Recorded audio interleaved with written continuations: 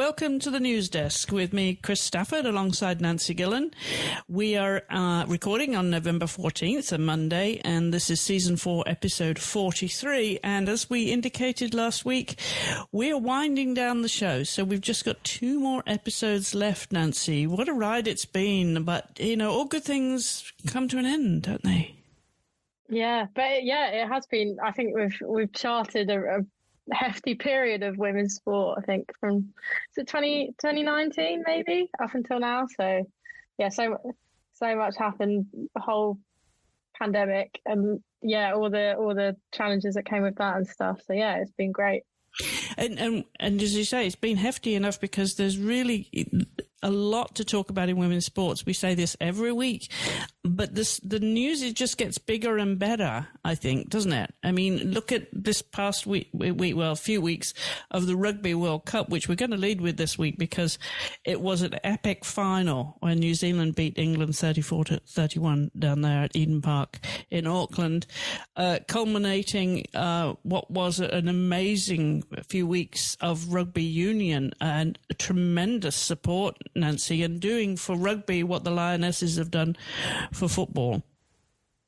Yeah, I mean, it was kind of I think maybe a slight anticlimax for the England team because of obviously losing in the final, but their journey up until that point had been absolutely incredible, and just that unbeaten streak of 30 matches that they'd been on alone was amazing. And yeah, like you said, I think with the Lionesses winning the Euros, just having, you know, so multiple kind of English women's sports teams succeeding and doing really well in tournaments, international tournaments, is incredible. So yeah, I think I mean, we can get into the match, I think, but I'm sure the Red Roses will be heartbroken after losing it, but they could definitely hold their heads high. I think so too, because there's a lot of wins comes out of a tournament like that, and when women, again, just like the Lionesses, have been such inspiration for young girls, for young women in sport, for women coming back into sport, maybe after having a family or taking a break for whatever reason, and getting young girls inspired by a sport, whether it be football or rugby, whatever it may be. So there's lots of wins, even though that doesn't take away, as you say, for the Red Roses, that sting of losing right in those final seconds. I mean, losing that line out within the last 5 minutes of the game of that final at the weekend. Excruciating for them, but I hope they can take away a lot of positives, because my goodness, what a contribution they've made to women's sports. Yeah, and yeah, I think that winning streak is the longest winning streak of all rugby, like men and women's. You know, it like it goes past just kind of women's sport, and it's just an incredible achievement just in sport in general. So I think, yeah, when achievements transcend just women's sports, that's always really important. And you know, there's always the Six Nations, and there's the next World Cup 2025 is in England. So I think kind of springboard off this tournament and go into the next edition in front of a home crowd, and kind of just build on from where they left off. I think that's definitely something they can look forward to. Yeah, most definitely. And of course, they've become tremendous role models for the sport and for young girls. Truly inspirational stuff. And my goodness, credit to New Zealand. Of course, obviously, I think almost everybody in that Eden Park Stadium was supporting New Zealand, of course. A packed crowd, packed stadium, tremendous atmosphere. And the haka to start off with was as intimidating as it could be. And then they rounded up, didn't they, with another haka at the end too. There's only one way to bow out. So tremendous atmosphere that was created there, and a lot of eyes on the sport. And I have to say, I mean, there were so many high points of that tournament when I was watching the highlights, Nancy, but just today there was a pick of the best tries. I think there was 4, tries that they highlighted and looking to name, you know, the best try of the tournament. And for me, not being partisan now, I really am not, but Abby Dow, the Red Roses player, that was an extraordinary try for me. When they run the length of the pitch like that, for me, that's the winner.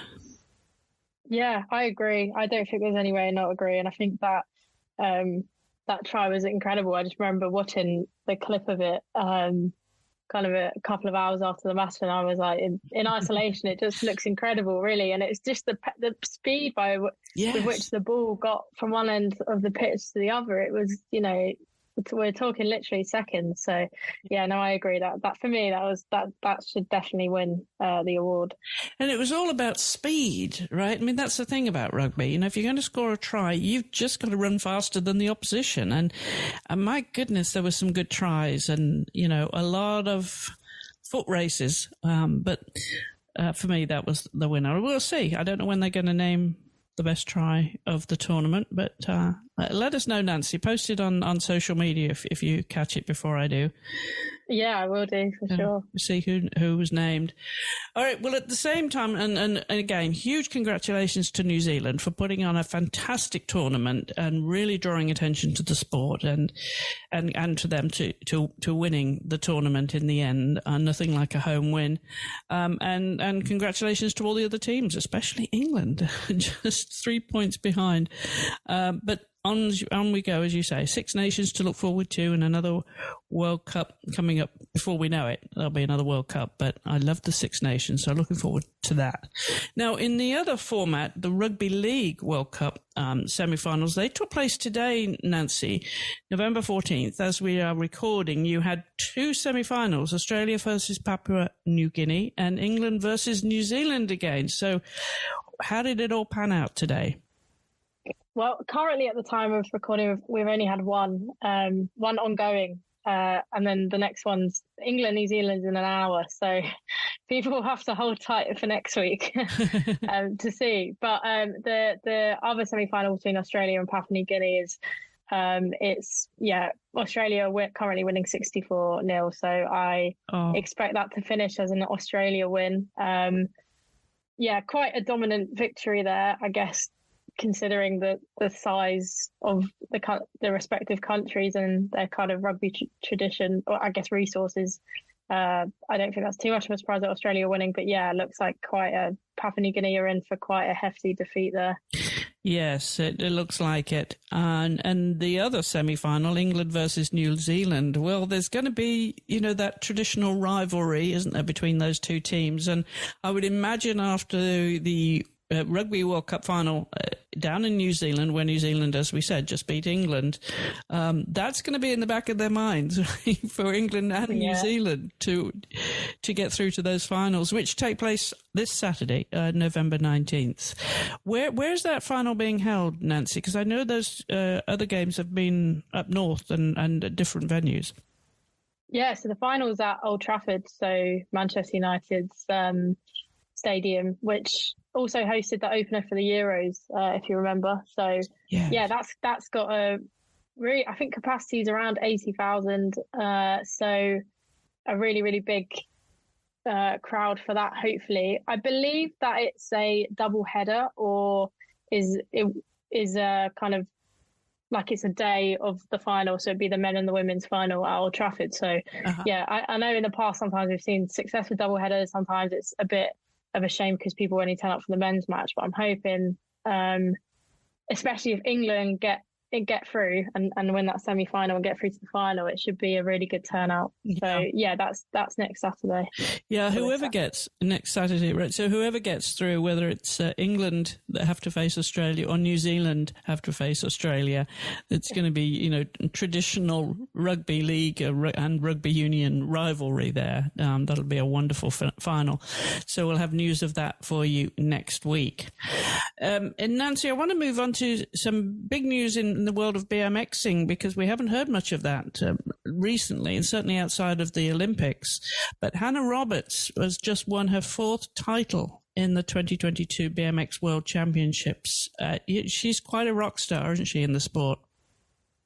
She is, yeah, and kind of for as long as I think I can remember, she's been winning in BMX. So yeah, she got a score of 87.2 and beating Nikita Dukaros from Switzerland and Iveta Mikolayova from the Czech Republic, who got silver and bronze respectively.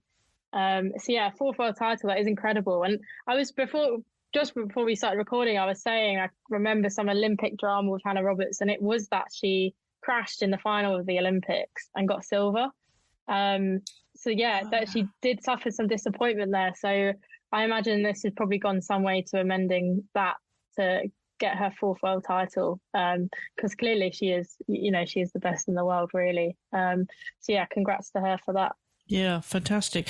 I did read, though, in that article at USA Cycling that Roberts was on a huge run, landing a double tail whip on the quarter, but crashed trying to throw a front flip that she'd already landed in practice. Do you follow these terms? Do you know what they mean by a double tail whip? Oh, I think I know the double tail whip, but the front flip, what's that? I don't know if it is just literally a front, like in the air, a front flip, maybe. Oh, a complete flip. Yeah, I think so. Oh. I've definitely seen that done on a BMX, and I can definitely understand how you can crash that. So, yeah, I imagine that's what it is. I'm not going to be practicing that anytime soon. No. Again, congratulations to Hannah. What a terrific career she's having. All right, we're going to move on to football now, or soccer, just for a change, because a few things happened since last week. We talked about the internationals. We're on an international break, and we had 2 games for England and 2 for the USA. We completed our 2, both friendlies against Germany. And as you know, Nancy, we lost 2-1 last Thursday at the DRV PNK Stadium in Fort Lauderdale. And that was in front of a crowd of 16,971. But we got even better yesterday evening at the Red Bull Arena in Harrison, New Jersey. There was 26,000 there, seeing us get sweet revenge when we beat Germany 2-1. So 2-1 to Germany last Thursday, and then 2-1 to us last night. And it was a turnaround that we absolutely needed, Nancy, because that otherwise would have meant 4 straight defeats for the USWNT, which unheard of in recent times. It's been a long time since that happened, that we lost 4 straight games. We really, really needed to win this, and it turned around in the second half, as often games do, don't they? And finally, you could see the old spark of those, players like Mal Pugh and Sophia Smith, who both scored last night in New Jersey, and they just threaded the needle through the German defence, and it became a different game. Yeah, I mean, I watched those. I watched most of the match before I had to go to sleep, and yeah, it was kind of a tale of 2 halves. I do think quite significant was Lena Oberdorf going off for injury, because that seemed to leave the gap in midfield, which the US then seemed to be able to exploit and get those goals. But yeah, they were really, really well taken, and definitely there's a lot of young, exciting players in the US team. I think Mal Pugh and Sophia Smith being 2 of them. So yeah, I think it's definitely been a tricky time for the US, but then there were glimpses of promise in that match that I think can make fans hopeful. I think you're absolutely right, because we lost that spark. We lost that synergy with the game, with the players, knitting together the veterans and the new talent, and so many talented players. So, who do you leave out? How many veterans do you leave out? How many do we still need? Right? And how many young players come on, and for how long? Do they do the full 90, or, who do you substitute? It's a tricky situation, but and I also just think that there's, we'd left that hole in the middle. I've talked about that before, the hole in the middle, but for some reason, something clicked last night in the second half, and they came back to their old form. And of course, I think everybody in the stadium who was supporting the US wanted to see Alex Morgan score. We tried to feed her, and she was going back into the midfield, quite way back to make contact with the ball. And I think that was indicative, really, of what's been happening with our team, that she's had to go so far back. All our forwards had.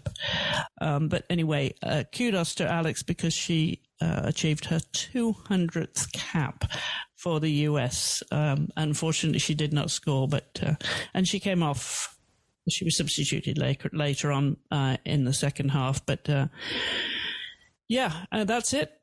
for the US until January now. We go down to New Zealand and play against New Zealand for a couple of World Cup eye-openers. So, preparation for the World Cup, we go down in January for that. But for now, that's the end of our season. That's the end of our internationals, Nancy. But you're still halfway through your internationals. You beat Japan 4-0, and you're going to face Norway tomorrow on the 15th.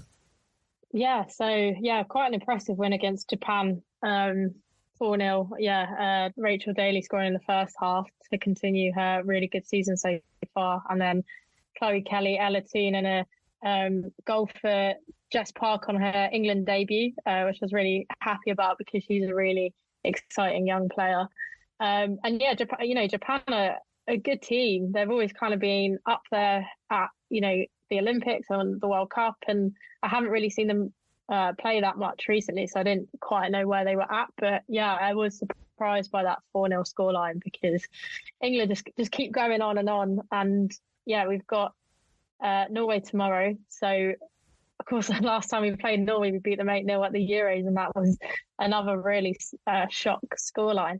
So I'm not expecting a repeat of that because I think that was a bit, out of the blue and probably won't ever happen again. But yeah, judging by the way we're going at the moment and, how Serena's got the team playing, I'm quite confident of a win there. I think especially as well, Norway, their manager after the Euros went, so they've kind of got a new regime in place, and that always takes a bit of time to accustom to and kind of get used to a new style of playing and new manager. So yeah, I think it's probably quite a good time to play them. So I'm expecting another win there. But at the same time, I'd like to see Serena just shake up the team a bit more, try some more young players, because at the end of the day, it is a friendly. So it's a good opportunity for her to test out some players and see where they're at before we head into 2023.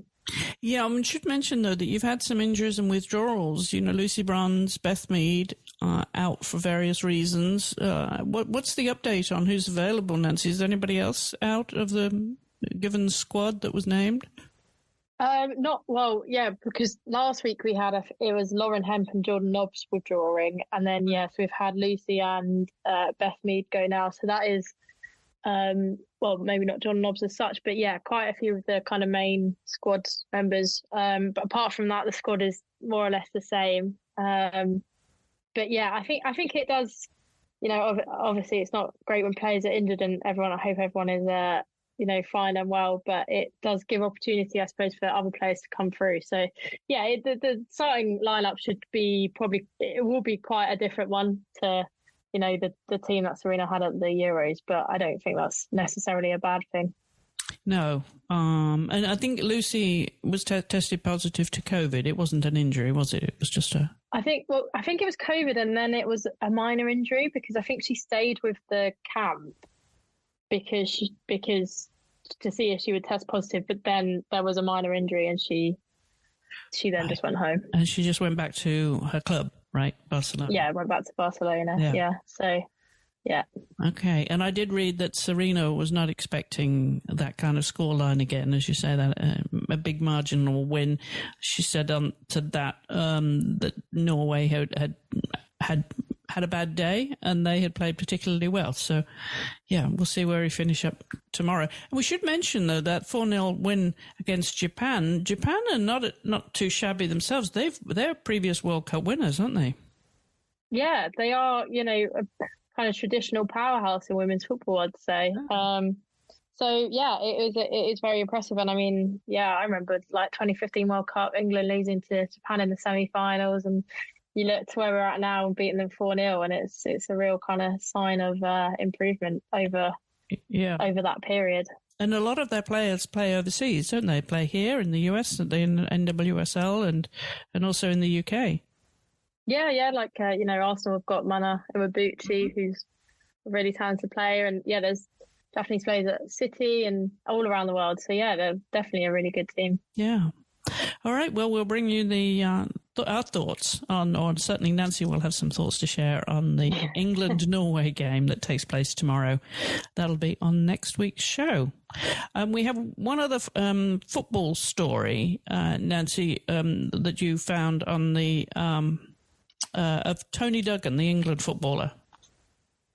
Yeah, this was just an interview with Duggan from BBC Sport. So she announced, I think it was last month, that she was pregnant. And she's kind of gone quite in depth in this interview about the challenges of being a player that's pregnant. I don't think she has an intention of retiring afterwards, after she has a child. I think she fully intends to come back. So yeah, she's kind of just, she's now more than 4 months into her pregnancy, and I believe is doing light training, but nothing full on. And yeah, she's kind of just spoken about how funny it was, I suppose, initially hiding it from the team, having to tell the coach of Everton, she plays for Everton, telling the coach before telling her mum, which is obviously probably not the way you normally do things. But as a professional footballer, that's kind of what you have to, obviously you have to set out a plan for playing and so on. And then, the interview goes quite in depth into just, being a mother and being a footballer, because Duggan isn't the first, but, there aren't too many people that have done it. I think, they've listed as examples Katie Chapman, Melanie Leopold's the Chelsea player who has recently had her baby, or is about to have a baby, I think, around this time. Obviously in the US, Alex Morgan, Crystal Dunn, but it's still quite rare. So I'd recommend just having a read of the interview, because it's kind of an insight that we don't really get in women's football, because it is still relatively rare. And Julie Ertz, the other US player, she paused to have a baby too.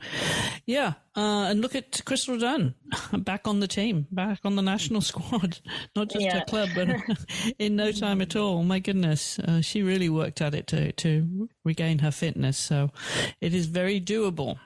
But before we close on football, I just wanted to mention although it's been an international break, the WSL will be back next week. You've got several games next weekend, and your team Arsenal are playing Man United. Yeah, it should be a really good weekend, particularly because, Arsenal Man U is at the Emirates, and I think they've sold about 35,000 tickets, so it won't be quite as much as was at the Arsenal Spurs game in September, but still a really, really good crowd for that. So I will be there. And then also Chelsea Tottenham as well on the Sunday. That's at Stamford Bridge, and they announced today that they've sold Stamford Bridge out. So that's going to be around 40,000 people. Yeah, really incredible. So I'm hoping, I've asked for a press pass for that. So I'm hoping to be there with press as well. But I think they're probably the two of the biggest games. I think particularly Arsenal Man U, because I think Man U might pose the biggest challenge to Arsenal this season so far, whether they can continue their unbeaten run. And Man U having lost to Chelsea before the international break, and kind of their title race has gone a bit off course. I'm sure they'll be keen to get back on track with a win against Arsenal. So I think that's definitely the one to look out for, if any. Okay. All right. Well, you'll have to let us know what you think next week, but enjoy that game. It's at the big stadium this Saturday, 12:30 kickoff if you're in England.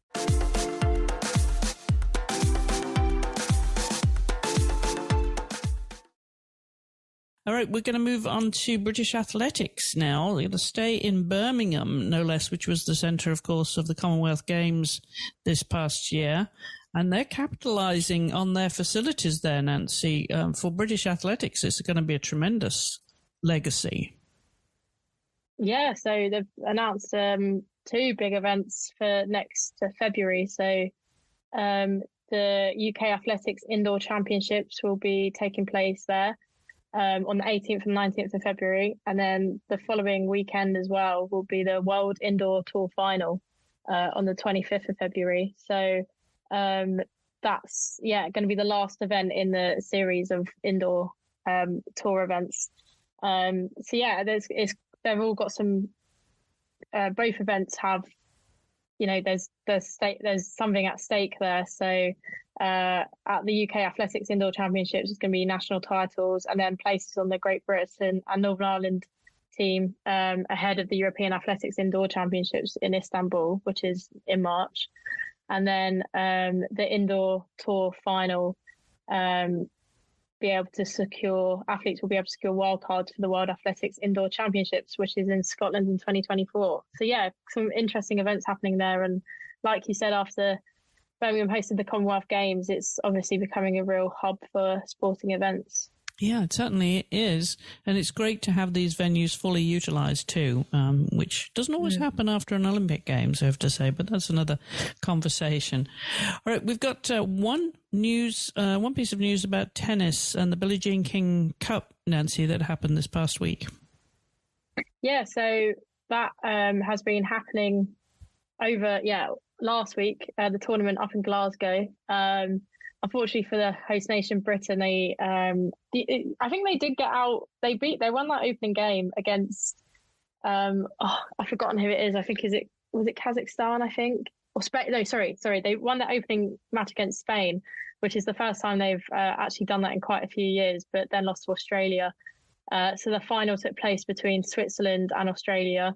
It was a pretty comprehensive victory for Switzerland, really, to the point that there only 2 matches were played. So Jill Teichmann beat Storm Sanders 6-3, 4-6, 6-3.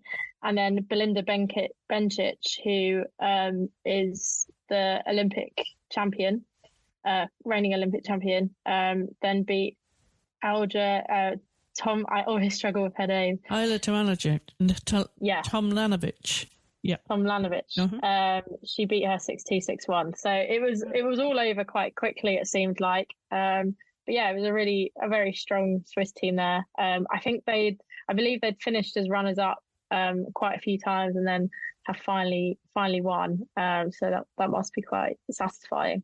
But yeah, it's that kind of came and went, that event, and with that and the WTA finals over, that's technically officially the end of the tennis season now until we start again with the Australian Open.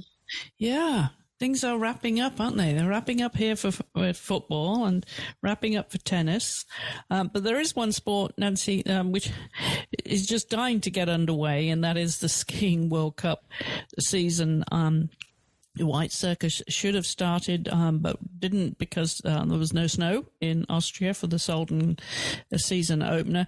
And so they are planning to start in Levi in Finland with the slalom. That's this weekend, the 19th and 20th of November. And then they come over here to Killington in Vermont for the 26th and the 27th for a giant slalom before they head up to Lake Louise in Canada the following weekend, where they get their first downhill run of the season, which is always exciting. It's my favorite of all of the codes.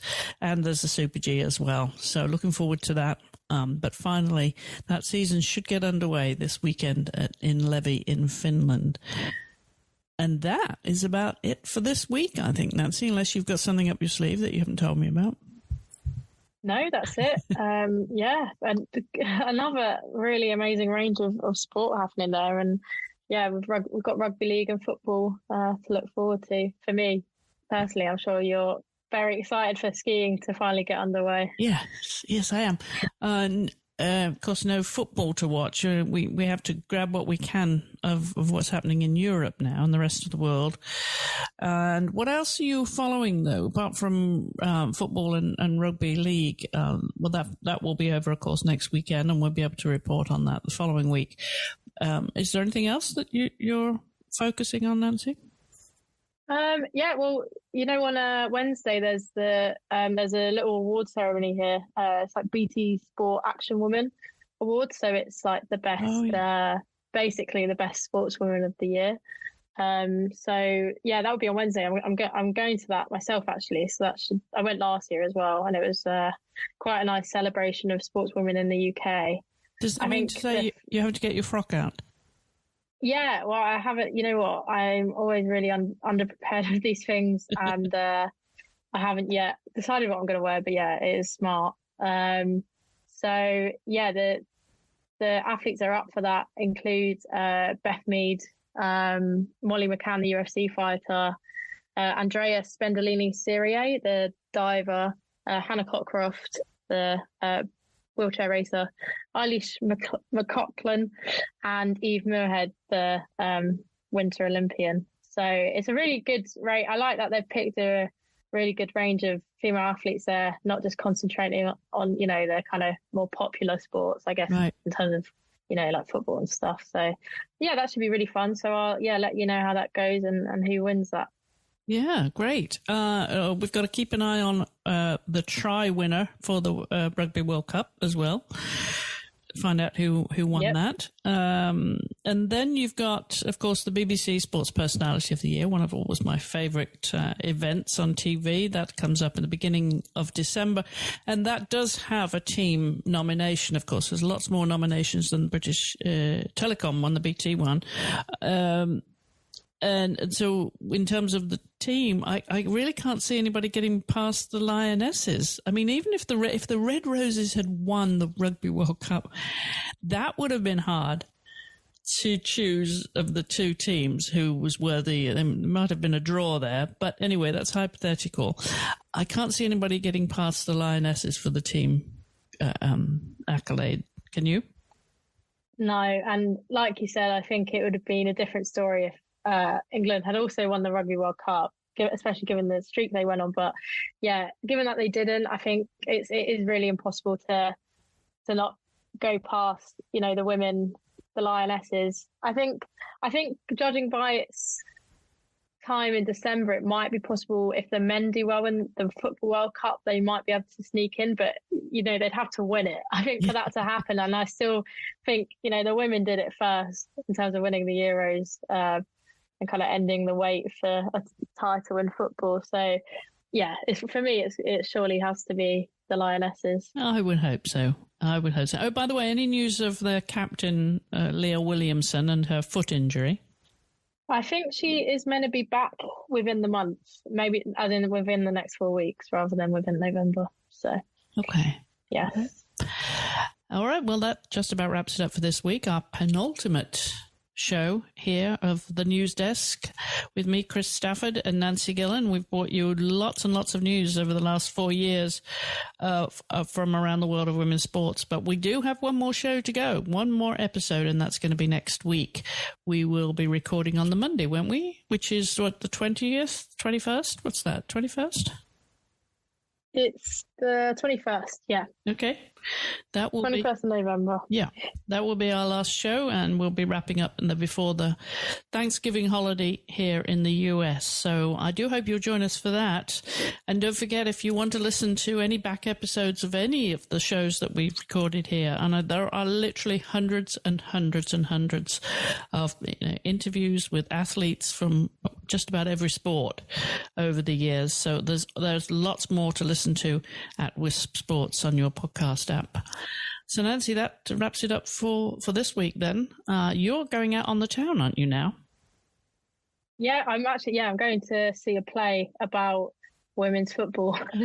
staying incredibly on brand. So yeah. Yes, I love your consistency. Even if you go to see a play, it's going to be about women's football. It's got to still be about sport. I love it. All right, Nancy. Well, thank you so much as always. See you back here this time next week for our last show. Until then, thank you everybody for listening and enjoy your sport.